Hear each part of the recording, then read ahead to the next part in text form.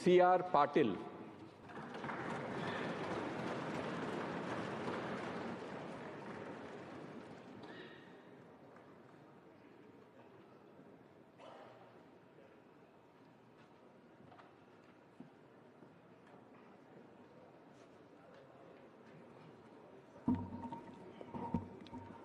હું C.R. પાટીલ લોકસભાના સભ્યપદે ચૂંટાવાથી ઈશ્વરના સોગંદ લઈને જાહેર કરું છું કે કાયદાથી સ્થાપિત થયેલા ભારતના બંધારણ પ્રત્યે હું સાચી શ્રદ્ધા અને નિષ્ઠા રાખીશ.